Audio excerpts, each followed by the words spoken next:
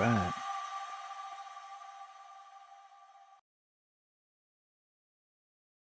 Hello, everyone, and welcome to the VR Creator Club here on Banter.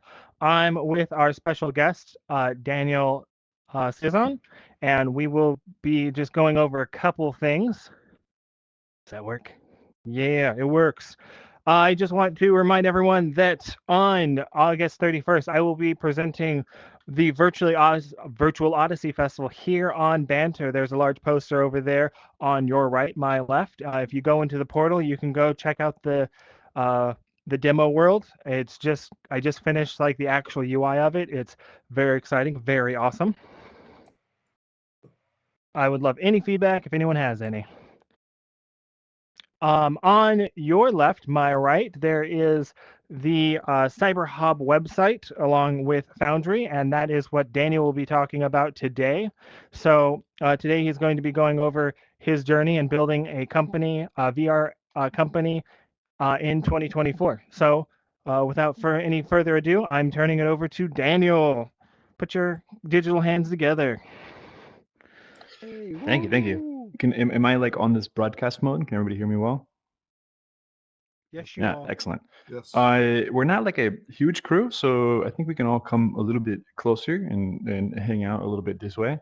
And I'm going to talk a little bit about creating an XR company. So I'll give you guys my super quick background, and then I want to make this less of a lecture and more interactive. I think a lot of people in Creator Club are either trying to make a game or make an experience, and are at least somewhat interested in thinking about the business aspects of XR and making a company, and what about these investors and all that. And so I'm going to talk a lot about things, and most of it will be my opinions, but also backed up with my experience in creating a company. The good, the bad, the ugly, the happy, the sad, the ups, downs, lefts, and rights of being trying to make an XR company. So real quick on my background, my name is Daniel Cizon, and I've been in the technology industry for a long time. I lived in San Francisco and worked in the kind of more classic tech space for a while. And so software companies, B2B and B2C, held a wide variety of roles. And I'm a self-taught developer. I taught myself how to code, I don't know, a really long time ago, making websites and things like that. Oh, And jeez, then a fat. number of years ago, I got really Cap? into making XR experiences. And the first time I made an XR experience and I put it into a headset and I was in that experience was this like epiphany moment for me. And I remember I was living in San Francisco, working in kind of classic tech, and I remember telling my wife, I don't care about that anymore. Like I love this XR stuff. This is the future. I'm all in on it. Go. And from that moment, I've been learning and building, and then I ended up creating a company, and I'll tell you guys a little bit about that in a second. And it's been challenging and exciting. There's been really cool moments, and there's also been really horrible moments, and we can talk all about that here. Before I dive in, I wanted to kind of get a quick read on you guys. Like, this doesn't really need to be like a lecture where I'm lecturing at you. I'll tell you about my experience, but I'm also happy to work through it all with you guys and any questions you guys have. So we're not a huge group, so it doesn't need to be like a giant lecture. You guys can ask questions. You don't have to save them for the end. But real quick, there's about 8 of us here, maybe. And how many of you guys are actually like running a company or want to run a company? Let's start with actually how many of you guys are currently running some sort of XR company, whether it's like anything. I don't think there's any Matt of in the back, this guy right here. I don't. If I point at you, does it work? How do I get you to? How do I get you right here in the front? You are the one. There we go. If I point at you, very nice is running a company. I think if I point at you, how do I get it to like? Matt, you know how to make it like If actually you tell just you kind of people's like username? you kind of Focus point on at them the long head, enough. just above Point the at the head. really just like yeah, that's the best. Yeah, Matt over here, Arkin, very nice.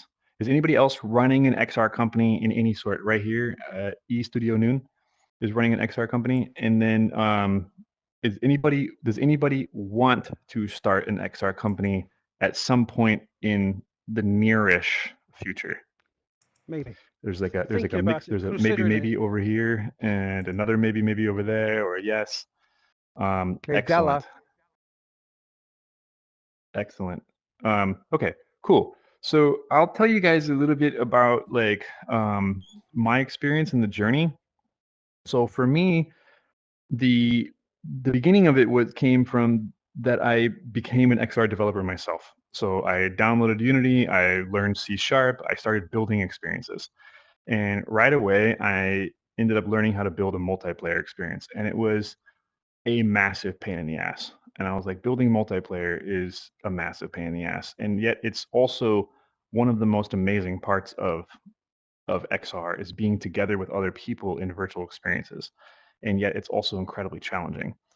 And coming from San Francisco and Silicon Valley, it was like, hey, let's somebody should start a startup about this. And so I did. And we created a startup. CyberHub is the name of the company. Foundry is the product that we've been working on for a while now. And the nucleus of the idea is let's make it easier for developers to build their own multiplayer games and apps. And there's a couple different ways you can solve that problem. And actually, Banter is one of them. A platform like this is or VR chat or AltSpace in the past or spatial.io. There's like, I don't know, 10 of them. There's a couple of business ones as well, Engage VR, Arthur. There's a handful of business platforms. But these types of platforms are one way to solve that problem. So they provide a platform, they provide the multiplayer, they provide the servers. There's a lot of built-in functionality. But as a developer myself, I chafed at these platforms because they also have a bunch of built-in limitations, as well as there is definitely some question marks around IP. Like if you build a really cool game in here, do you really own it?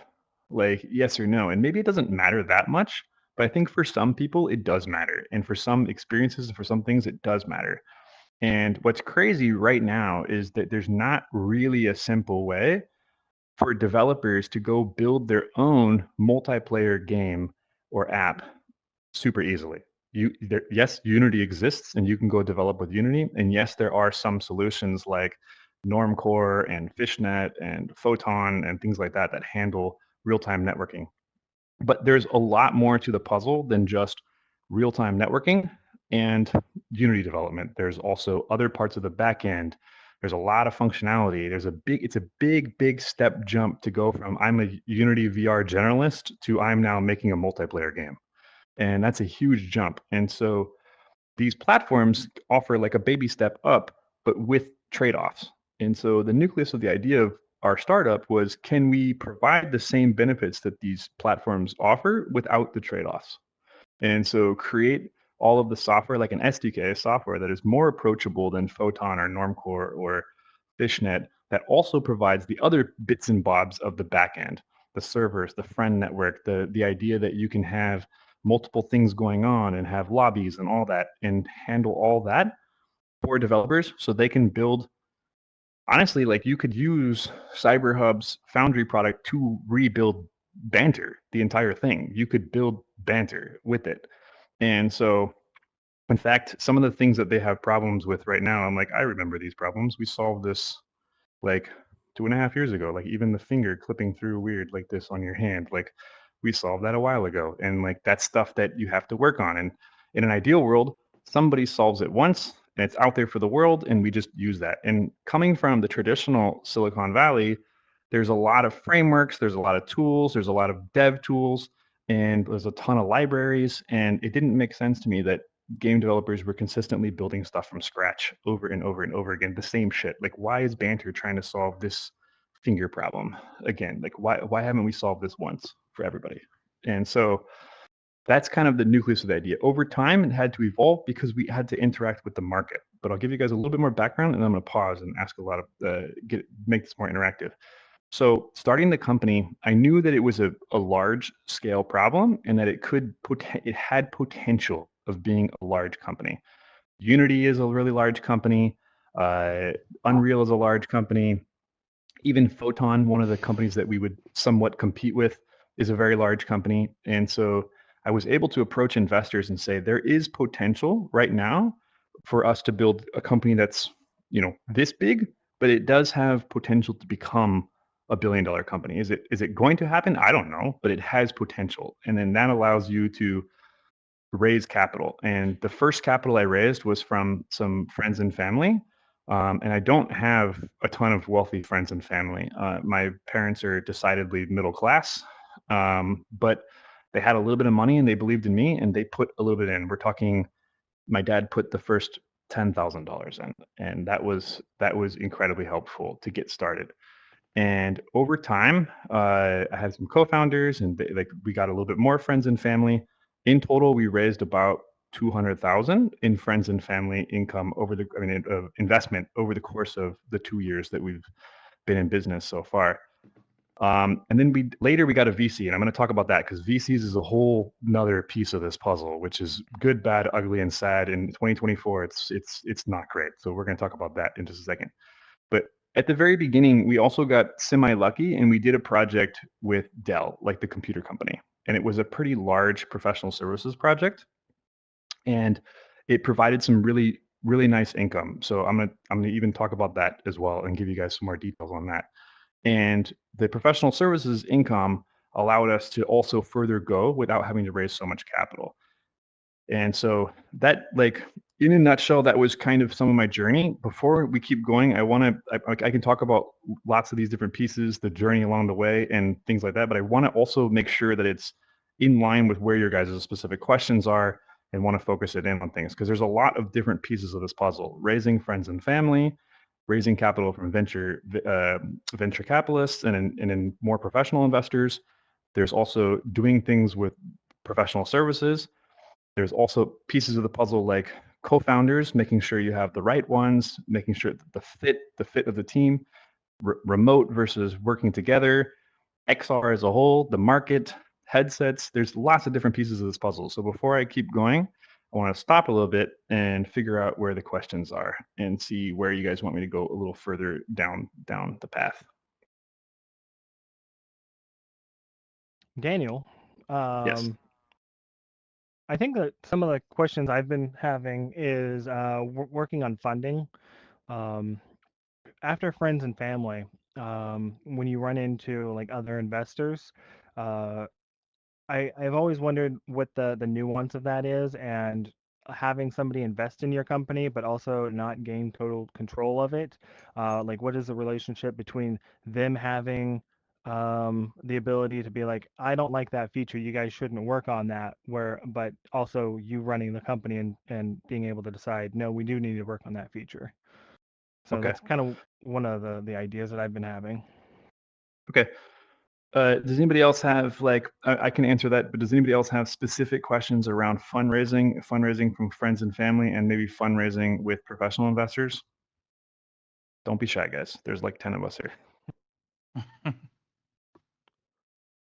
How A about, let tried me and ask true a different method question. is just to Let like me ask a point at different question. somebody. There was a few of you that are running a company already. I think Barry Nice and another guy, I don't remember.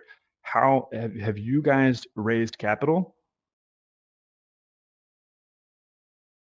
Don't be shy. Short answer is no. Short answer is no. I And I then, did have a project back in 2017 that there was some capital coming from it, but it fell through. yeah, Other than that, I developed on my own. I was interested. You made it sound like you said, hey, the VC thing didn't go so great, and I am interested in you telling us more about that. So, yeah, we're gonna talk about the VCs for yeah, sure. yeah, I have strong hopefully you do. opinions. Yep. Studio Noon, you raised your hand, I think. I was the one talking actually. Oh, you were the one just now talking. Yeah. It looked like Barry was talking. Barry Nice, did you say you raised capital?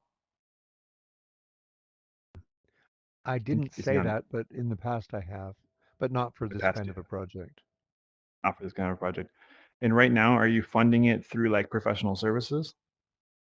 No, I'm just self-funding. I'm Self-funding. 72 years old and I've been doing this kind of stuff for a long time. So Hell yeah. This is, by the way, the ultimate way to run an XR company is to self-fund it and be fun and not really have to depend on it for your income. But for those of us that are, I'm assuming a decent amount of you are somewhere between the ages of 20 and 60 and are hoping to make income off of this as well.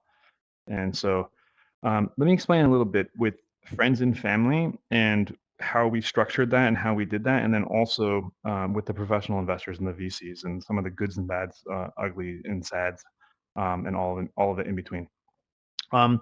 So the first thing about raising capital for any startup, whether XR or anything, is that you have to have an idea of uh, not first and foremost, not all startups, not all companies even make sense for investors at all. And I've kind of come around in 2024 to the conclusion that most of us doing XR companies should probably not raise capital or not raise very much. And some of the reason there is that you the in order to properly raise capital, you have to have not only a good idea, but you have to have investor interests, and they have to also think it's a good idea. And they tend to be a little hype focused. And so in 2016, 2019, even maybe 2020, 2021, even maybe, it was a little easier to raise capital from investors in XR. Especially COVID was a key moment. A lot of companies were looking at like what's going to happen next. People were at home.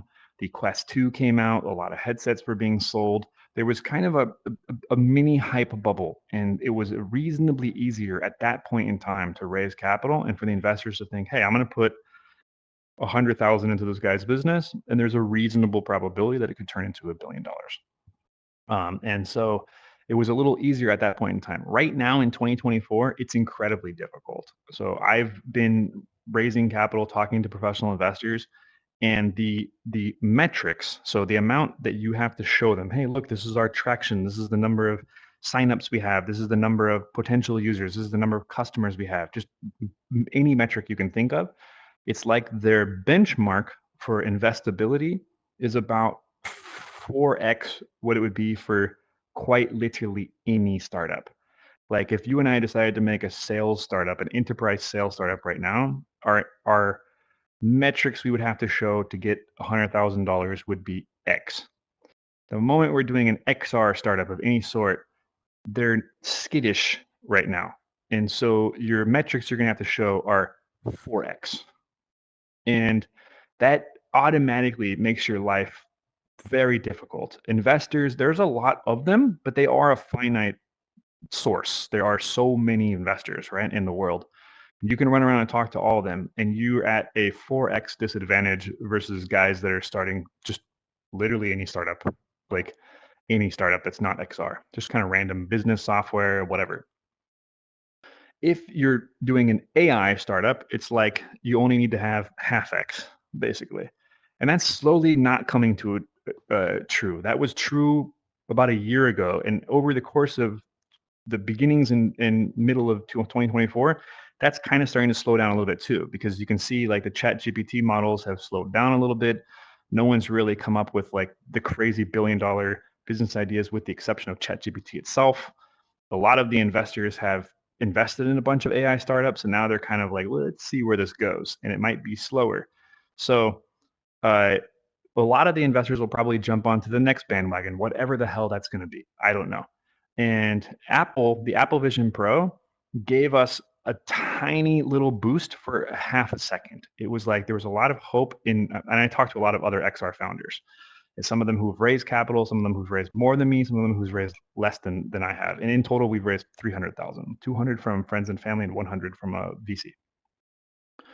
And I have XR founder friends who've raised 600,000 and or more. And some of them, I was in a conversation. I won't say who, obviously, but I was in a conversation with some founders, and they're like, "I don't know how I'm going to make payroll next month." And so there's a lot of startups that have raised a lot of capital, and it's difficult. They're going back to the investors to get the follow-on rounds, and it's not there. The follow-on round is not there, or it's taking a lot longer, or the investors saying like, well, maybe instead of giving you X amount of thousands, we'll give you half X the amount of thousands, and we're going to take more equity for that. And so it becomes difficult. And so there's a lot of founders in the space that are making difficult decisions right now. In some cases, they're downsizing their teams, or sometimes they're now looking to say, what else can I do here? So if you kind of think about an early stage startup, You have a handful of different options for capital at all. This is any startup, but you have a handful of options for capital. Investors, and in investors, you have your friends and family. Then you have professional investors. And within professional investors, you have kind of smaller angels, and then you have VCs, larger funds. You also have professional services as an option. You can always do work for clients and make money, and then try to take the profits and use the profits to fund yourself. Self-funded is an option for some people, and that can be whether you've built up a massive nest egg of money. That can also be whether you're maybe semi-retired. It could be that your wife has a killer job. It could be there's a couple of different ways that could happen. And so that's obviously always an option as well. Trying to think if there's any other options. If you can manage to make the tiniest possible product and sell it and sell a hell of a lot of it, and then stay in front of your development cycle, you could theoretically bootstrap through licenses as well. The problem with XR specifically around that option is that it's quite difficult. It's really difficult right now to build an XR startup, whether it's a VR or an AR startup, whether it's a game or whether it's an app or whether it's something else that is so small that people will, but that's so good that people will give you money, and there's enough of them that you can then make enough money to build the company off of your own profits exclusively from software sales. It's a little easier to do in traditional software and web dev and things like that. You can maybe build a very small product that has a good market that's willing to pay a lot of money for it. Game devs by default are not usually willing to pay a lot of money for things. Consumers are not usually willing to pay a lot of money for games. You're not going to be selling hundreds of copies of games or thousands of copies of games for hundreds of dollars each. We're talking about games that are for $4.99, $8.99, $20 at the most. But if it's $20, you have already spent 2 years of your life to get there, right? So back on the self-funding source, that you always also have an option of working a day job and then doing this on the side. So you're going to have a longer time horizon there, but that's an option as well. Any questions on funding sources before we kind of dive into maybe some of the nuances of VC? Yeah. No, sorry, I don't yet. But sorry, ignore me. I'm interested in what you're saying. Oh, no worries, no worries. I'll talk a little bit about, Matt asked the question a little bit ago, which is how do you not lose control of the company to the investors? And so right off the bat, if you are a startup that can raise capital from investors, i.e. you have a potential for this to become a large company such that investors are willing to put money into it, then you have to value the startup high enough for it to be worth it for you in the long run. And when you're just starting a startup, it's a little uncomfortable, but you have to raise capital from friends and family or even business angels. And essentially your idea and whatever small amount of prototyping that you've done has to be worth somewhere between $1 and $2 million for it to be even worth it.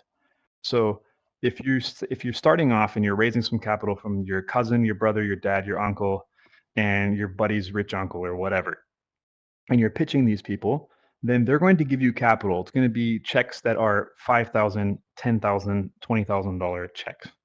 And you're going to be negotiating with them and saying that the company is worth already, because that we've built some prototype, because I think I have a strong feeling about this and we're going to be successful and you believe in me, and because the market has potential to become a multi-million or billion-dollar company, this company, even right now at its very early stage, is worth $1 or $2 million. And that seems nuts, right? To say something like we're worth $1.5 million right now. And it's both simultaneously true and not true. Like at that point in time, your startup realistically is worth $0. Like if you don't do it, nothing happens, right? But the moment you inject the capital into the company, it's worth something because somebody has believed in you. But if they say, well, right now it's only worth 100,000, I'm going to give you $10,000, then they own 10% of your company, and that's way too high for them to own if the company has any sort of potential for $10,000 for the company later to be worth millions of dollars. The math will never add up. And you're going to need a lot of these $10,000 checks. So you just have to, by default, automatically, right off the bat, decide that you're worth $1 million. It's like that's the bare minimum. Any startup starting, any founder, entrepreneur starting any startup that has any potential to be worth. We're not talking about restaurants, okay? You want to get an investor to invest in a restaurant. That's a tried and true business model. You can figure that out, and you can have a financier, and maybe their $10,000 gets them more than a tiny percent of the company. But for a software company that has, or even, whether it's a video game or a software company, any sort of augmented reality, virtual reality, mixed reality company, the potential is always really high, but it's going to take you a sizable amount of capital and time to eventually build that startup. So you're going to need a lot of these $10,000 checks, or you're going to need some $100,000 checks. And so you have to, by default, value the startup from day one at $1 million. So when you raise your first $10,000 at $1 million, they've just purchased 1% of the company, basically, and you've lost nothing. You still own 99%. If you're the sole founder, you still own 99%. If you have a co-founder, then you have a split between you and him or her. And so that's step number one. If you are getting somehow, if you guys are lucky and you have either you're very good at pitching, or you have rich friends and family, and you're raising $100,000 day one, then you can say, well, this is a lot more money to play with. This automatically improves my odds. Then the startup is now automatically worth $2 million, $3 million, something like that. But your like intro pay to play number of the valuation of your startup is always going to be somewhere in the ballpark of $1 to $5 million. If you drop out of Stanford and you have a killer prototype and blah, blah, blah, then maybe you can go straight to the $5 million range. For most of us who are semi-normal people, then you're talking in the $1-2 million range. Matt Arkin, did that answer your question in terms of understanding like not giving away the company off the bat to investors? Yeah, that was pretty good. That was one of the questions, one of the things that's like held me back a little bit. Like, how do you get money and not give it away? So. If it is investable in such a way that there's high potential, then it's about the valuation and setting the valuation correct. To be fair, there are other businesses that could make sense. So you could be building a XR studio. You could be building a community group like this one. And your potential for the valuation of the company may be lower. And so you may have to say, you know what, in reality, the company is probably maximally worth $500,000 or $250,000.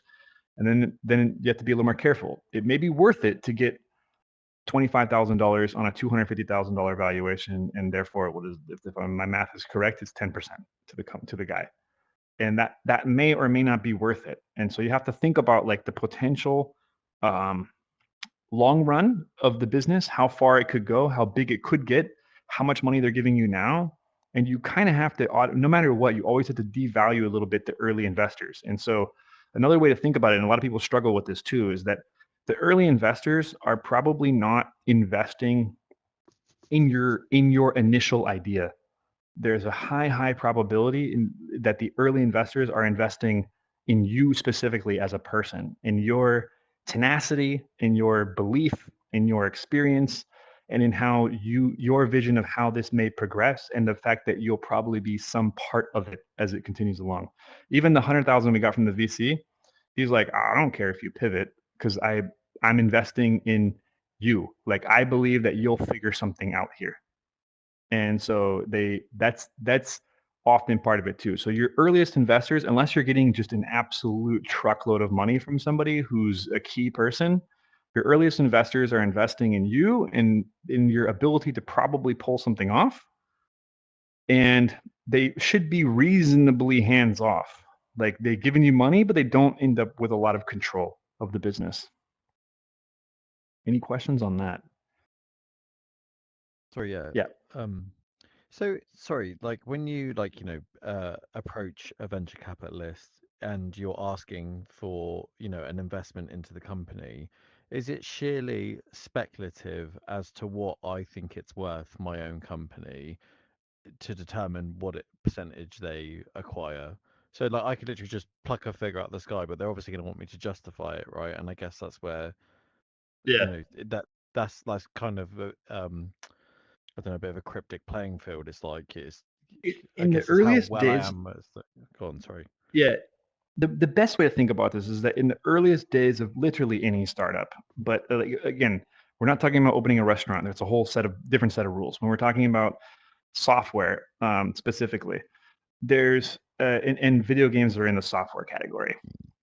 When we're talking about software startups, video game startups, in the you have to have like a baseline $1,000,000 or it's just not really worth it is part of the reasoning because you're going to need a bunch of those checks. That number is not real. Like, but they get that too. Like that number is almost like an industry benchmark. Basically, a couple of smart dudes with some form of a prototype and an idea and a couple of people interested in it, by default, that's worth $1,000,000 or it's just not worth it. It's not worth it for anybody to play the game. And professional investors understand this. They understand that if they give you $20,000, but then they end up taking 40% of your company, they actually have killed the whole thing because they know that you'll need additional investors and the other investors will not invest in you because there's not enough left to make it worth it. I see. And the other investors will also be like, well, this guy's a dumbass. Like you screwed up. You shouldn't have given away that much. And so basically there's benchmarks. Like the moment you're starting your startup, by default, it's worth $1 to $3 million or the whole thing is not worth it. Now, again, you can raise capital, you can do professional services instead, you can bootstrap. There are other ways, but when we're specifically talking about investors, like these are the numbers that make sense. And it's possible that your first one or two investors, you give them a little bit of a deal. You might be like, look, I'm worth $1,000,000. Back to my dad. My dad was the very first person to put any money into the startup. He put $10,000 in and at a $1,000,000 valuation. So like the very first investor we got was my dad, $10,000 valuation. That's 1%. So at that point in time, my dad owned 1% of the company. And me and my co-founders own 99% of the company. And later, even the VC that put in 100,000, if I remember right, it was at a $1.5 million valuation. So they own 7% roughly of the company, and they don't have a lot of. They have no control. They don't own. We did it all on a safe note. That's another thing. Like Y Combinator has a safe note. It's published. It's an industry standard for early stage investments. Until you get much further along, you just use safe notes. And safe is a simple agreement for future equity, meaning that you've purchased it now and it will become true later. It's real. It's a real legal thing. It's a real investment, but it's not a taxable event for the investor. It puts cash into the business right now. And when we raise more cash later, if we're successful, they get their equity in that moment, at that point. So the only two things you have to negotiate with the investor is how much they're giving you and the valuation that you're agreeing to. So you're saying you're going to give me 10,000 at a $1 million post-money valuation, meaning 1%. And if they're saying I want, 20%, then don't take their money. Like, because they're actually not, whether it's your uncle, your dad, or whatever, don't take their money because you're gonna strangle the startup later, basically. And a real investor wouldn't do that. As far as your dad, you're hoping that your dad is basically saying, like, if you think about your first few checks, if it's from your dad, your rich uncle, your wife's cousin, or whatever, they're saying, hey, Mark, I've known you for 5 or 10 years, or in the case of your dad, I've known you your entire life. I believe in you. I'm giving you $10,000 because I believe in you. And so that's another thing too. I've been talking to another friend who's just now starting an XR startup around the Apple Vision Pro. And he was like, how do I raise this capital? And it's like, listen, you have to understand that your first few friends and family, they're investing in you. They're saying like, I've known you for a long time, or I'm your dad, and I love you and I believe in you, and here's $10,000. Try your hardest to make something work out of that. And that's it. And what do you owe them? You owe them that you're going to try as hard as you possibly can to be successful, both for yourself as well as for them. And the reality of most of the startups, though, is that they're not successful. And the reality of first-time founders is that most of them are not successful. Statistically speaking, second-time founders are actually more successful than first-time founders, even if they failed the first time, because you made some mistakes along the way that you're not going to make again. And it's important for you guys to know as well that investors are actually more likely to invest in a second-time founder, even if he failed the first time, because that they know that some other investor or your friends and family basically paid for your learnings. And that their investment has a higher probability of succeeding.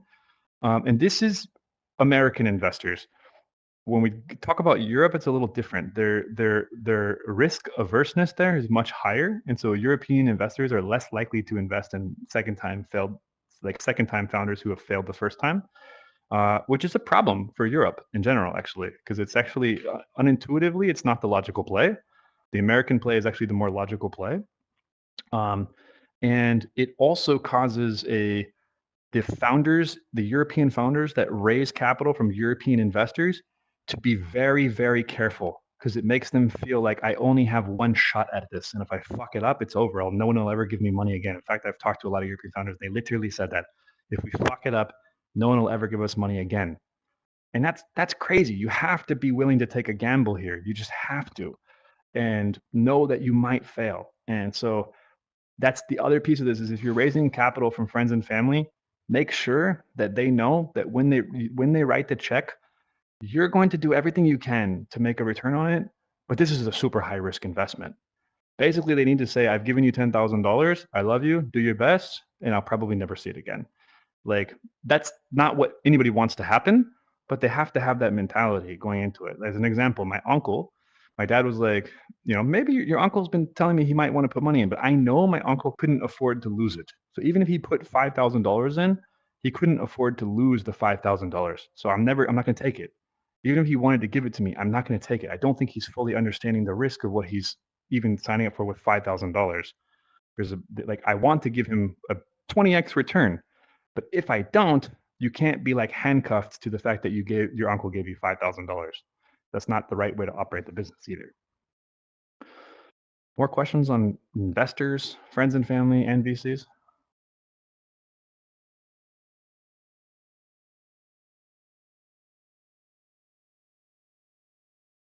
Daniel, I did want to let you know that we have about 12 minutes left, and then the event will officially be over. Sweet. So all right. Just want to make sure we're cognizant of time. Yeah, I'll give you guys, you guys were asking some good questions, and I think the investor thing, not a lot of people talk about transparently, and I think that's a bummer, because it would be so much more helpful if more people spoke about creating startups and raising capital, especially in VR, more candidly. And so some of the things I want to tell you guys that are just my opinions. If I were starting over and doing it again right now at this precise moment, if I were in your shoes and thinking about starting a VR startup, whether it's Matt or whether it's you, Mark, or eStudio Noon, maybe doing a new venture or something like that, how would I do it? So knowing everything I know now and knowing the way that the market is, the larger VCs, I would just take them off the table. It's a lot of work to get the capital from them, and everything is essentially against you right now. And so the way to think about it is you're going to have a really difficult time selling them on, as much as we all may believe, you're going to have a difficult time selling them on that $1 billion opportunity that's 5 or 7 years out. They're not seeing it. And so you have to instead think about building a business, which will make the business a little bit smaller, okay, in its grandiosity, but make a business that fits within the install base right now, i.e., can I make a business that works with the exact amount of headsets that already exist in the market? So don't be thinking about building a business for the $1 billion opportunity on the horizon. Think about building a business for hey, there are currently millions of Quest users, Quest headset owners and users. There are quite a number of people who still own Valve Indexes and other PCVR headsets. There are businesses that are using VR. Don't think about the potential of how they could use it. build a business right now in XR around what is happening today currently. And because you're going to struggle with the investors. So instead, you're going to have to rely a lot more heavily on your ability to bootstrap the thing, meaning, can I make money right now today that will drive the business forward? And some of the money that you can make, if you have any sort of reasonable skill set around VR dev or 3D modeling and design, and even if you don't, if you're really good at sales or project management, you can definitely do professional services. You can get clients and do gigs. And the talent is never really the problem. There are a lot of people that are really good at this kind of stuff. And a lot of them are working freelance or are willing to work on the side. And a lot of projects don't require full 40-hour per week dedicated staff. So you could land a project building a training simulation for whatever XYZ company. And again, that company maybe even is your uncle's brother's, blah, blah, blah. But you can land a gig for XYZ company doing some sort of VR training simulation and bid it at enough that you can cover all your bases, pay all the contractors, and make a reasonable amount of money on top. And by reasonable, I mean anywhere from 25 to 50% margin. So the contractors can get paid handsomely, whatever they want. Some of your contractors will actually be quite expensive. You're going to need like probably a senior dev who's kind of expensive and really, really, really knows their shit. That guy might charge you anywhere from $100 to $200 an hour, $150 an hour, something like that. If you're lucky, you find a super really talented senior dev, or you yourself are one, and you can do it, for a lot cheaper. But generally speaking, a really, really good senior dev somewhere in that ballpark of 100 to 150 an hour. And a kind of more junior dev might charge, again, you could get lucky. You could also speak Spanish and work with guys in Latin America. You could have friends that are willing to do it that are quite talented. There's other ways to keep your costs down on the contractors. And then the businesses are usually willing to pay a reasonable chunk of change. And so you might be able to do projects for 25 or 50 or 100 or $250,000 projects. And after everybody gets paid everything that they're owed, there could be anywhere from 25 to 50 or so % margin. So on a 200K job, the business itself could net $100,000 in profit. Then that $100,000 funds your R&D and product development of what it is that you're making, or it funds even your game dev endeavors. You guys know Synth Riders? The game is kind of like Beat Saber / Pistol Whip, some of these games. Like, the founder of the studio Synth Riders talked about this a lot too. He's like, if you can make really good games, and they make money off of Synth Riders, and every time that there's a kind of big push of headset sales, Quest 3 comes out, a bunch of Quest 3s are sold, they tend to make a bunch of money in the following months off of game sales. It's a good game. It's one of the higher rated games. It's more popular on the Quest platform. And so every time there's a big Quest bump of sales, they make a jump. So Christmas time, they probably do a decent amount of revenue in that. But he talked about how in the downtimes, they actually do professional services for businesses. They'll make VR training simulators and things like that on the side. Why? Because you have a team of people who have all the correct skill set, and it's an alternate stream of revenue that allows you to make additional revenue on the side and be a lot less dependent on the investors who are not super jazzed about our space right now. I think the investors are going to come around over the course of the next 5 years. But once you want to build it, I mean, that's another option too. Don't build an XR startup in 2024. Like, do something else and come back in a couple of years. But if you want to build one right now, my best advice is find some way to do professional services as well. Alternatively, if your day job is that you're, I don't know, let's just go with something really completely unrelated. Let's say you're like a content writer for a grocery store or something. You write you write Trader Joe's weekly newsletter or something like that. Like, keep your day job, and if you can do that with your eyes closed and not think about it too much, then keep that day job and just do that, and then use all your extra energy to work on your thing on the side, because now you have somebody else funding this and you can kind of self-fund yourself. I think that the investors are available, particularly your friends and family. You may not be able to get like massive valuations even out of your friends and family, but they are still available because they're investing in you. and their time horizon is long enough that they're not really worried about this billion-dollar opportunity in the next 5 years. They're saying, hey, I believe that, Iron Wolf here or Matt or Mark can pull something off in the next 5 or 10 years, and I love him, and so I'm going to give him some amount of money. So the friends.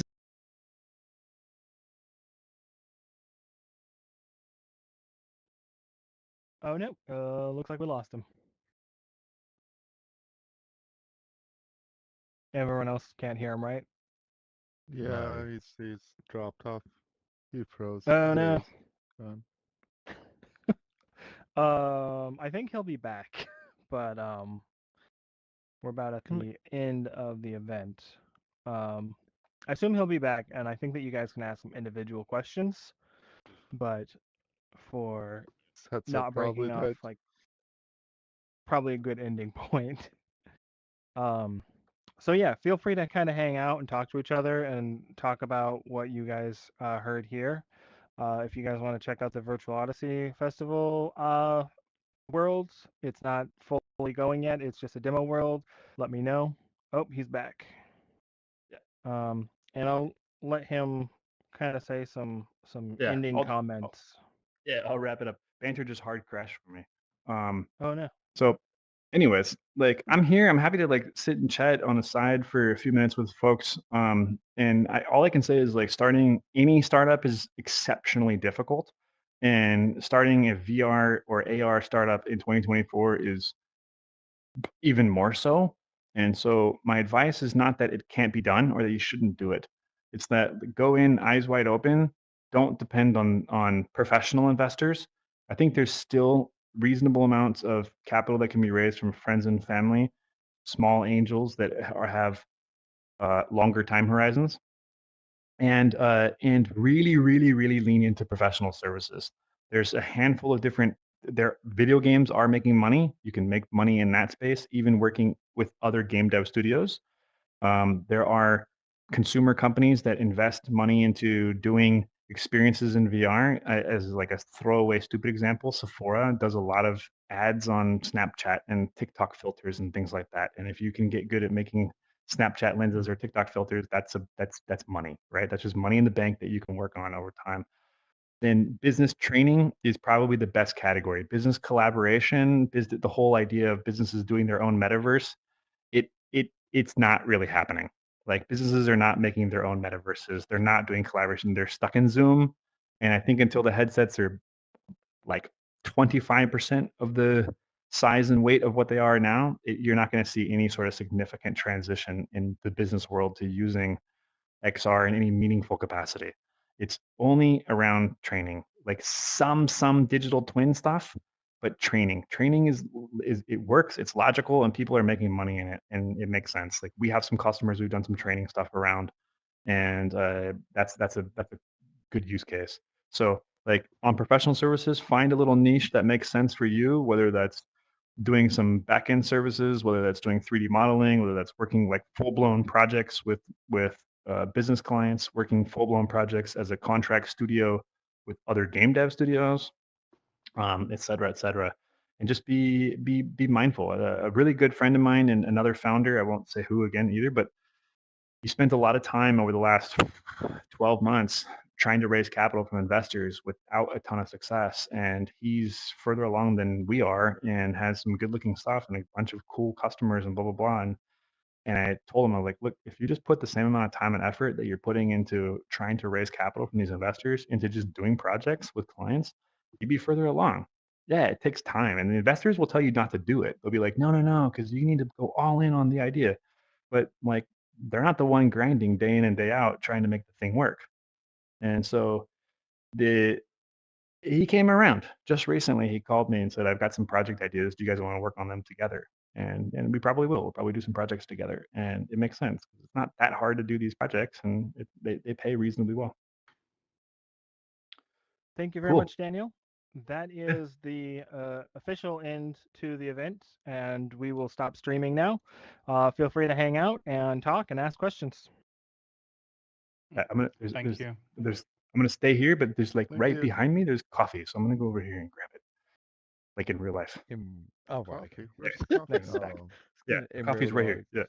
Yeah, I found it. That's what I need in this world. Just like a little coffee stand. I'm legit thinking about